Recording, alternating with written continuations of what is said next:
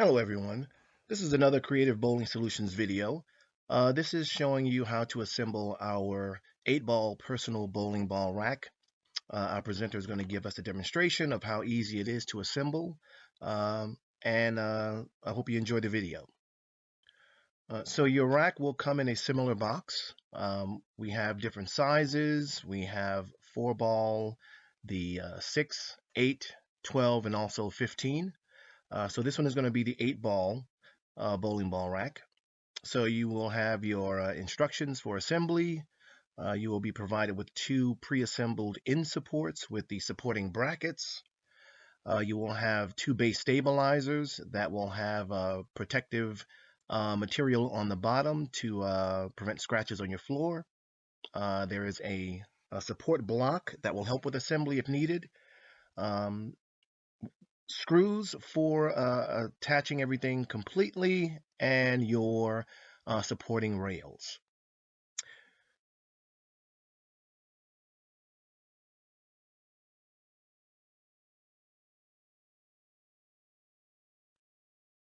So as our presenter is showing here, these are the base stabilizers.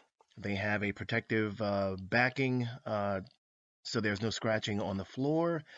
The end supports have pre-drilled holes. There are 2 at the bottom to help secure the base stabilizers.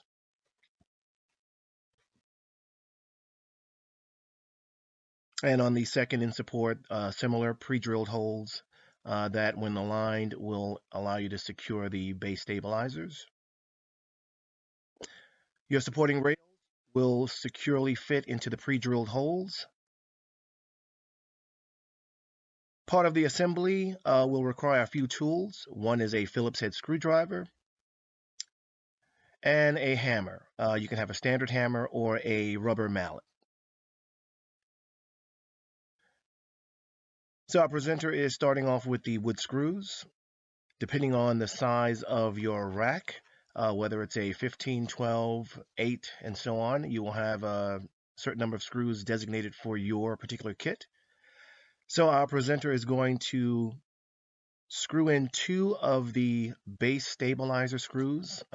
He's just going to screw these in until it passes through the wood and protrudes or sticks out a little bit to help align with the base stabilizer when attaching.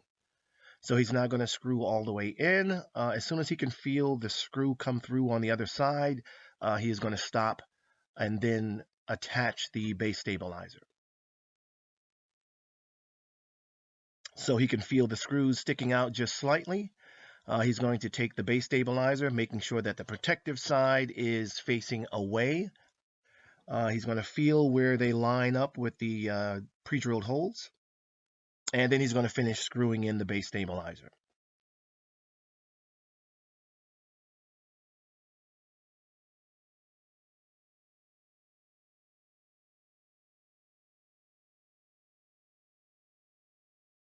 Some of our customers will use a drill with a Phillips head bit to speed up the process, but we just want to show you that this is easily accomplished with the screwdriver.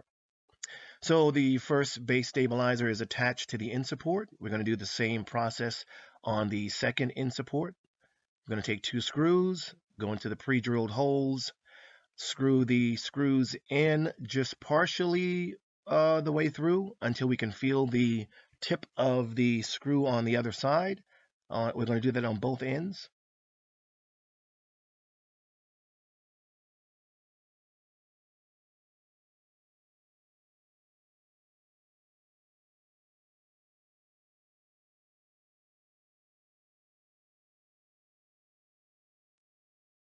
Okay, so our presenter feels the tips of the screws. Again, align up the holes from the base stabilizer.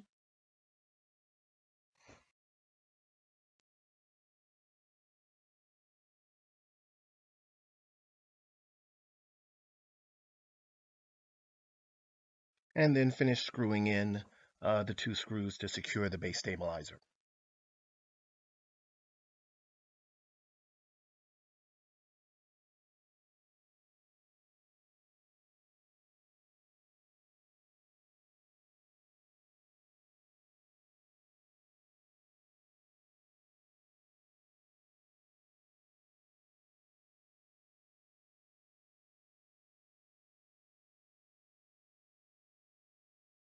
Okay. Now making sure they're secured. So now both end supports have the base stabilizer secure. The remaining item is putting the support rails, and then we'll be done.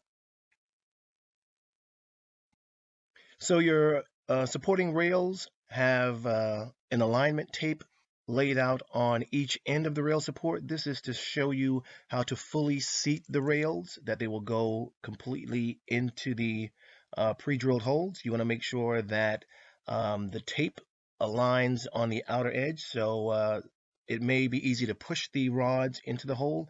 You may want to use the supporting block to tap it a little bit with your hammer, just to make sure it's fully seated.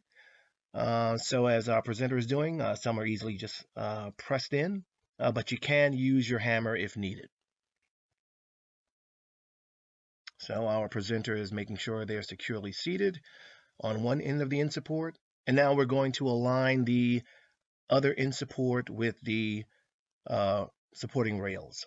So he's making sure each one is aligned and pressing them down. So it may take a little time just to get everything lined up as you are pressing them into the pre-drilled holes. Okay.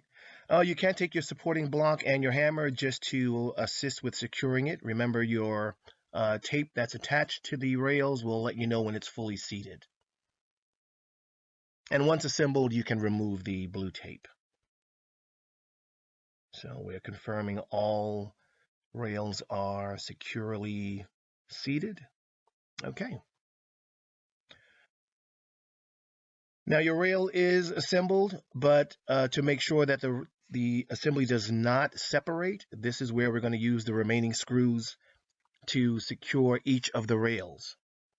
So on this particular model, for the 8-ball rack, we have 4 pre-drilled holes for one side of the end support and 4 on the other side of the end support.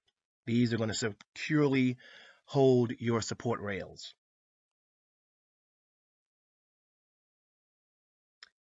So our presenter will begin screwing in the supporting rails.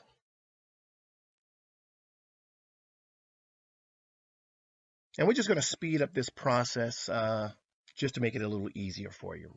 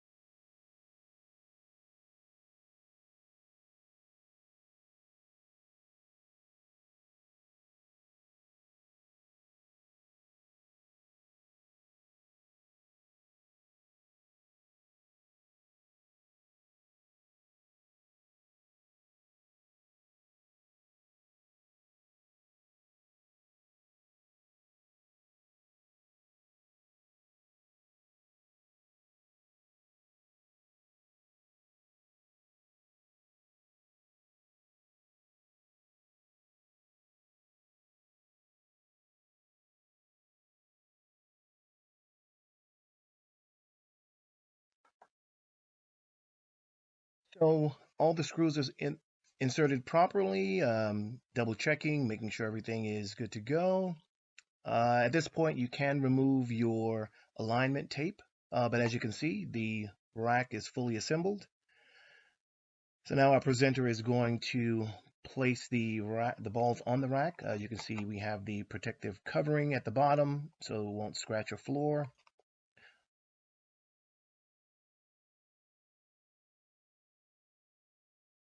So these are our bowling ball rings that we also have available on our website.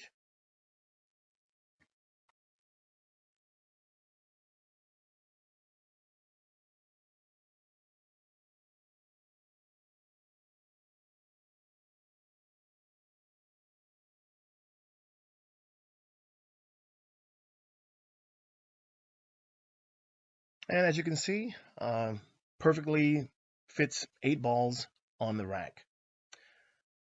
As we were stating about our bowling ball rings, it's called the ring. If you order an 8 or 12 or 15 ball rack, you will be provided with 2 free assorted color bowling ball supporting rings. So they're great to take with you at your bowling events. If there's too many balls on the rack, you can use your ring accordingly. So we want to thank you for viewing our presentation of the personal bowling ball rack. This is the 8-ball rack. And if you would like to order yours, you can order today at www.creativebowlingsolutions.com and order yours today. Thank you.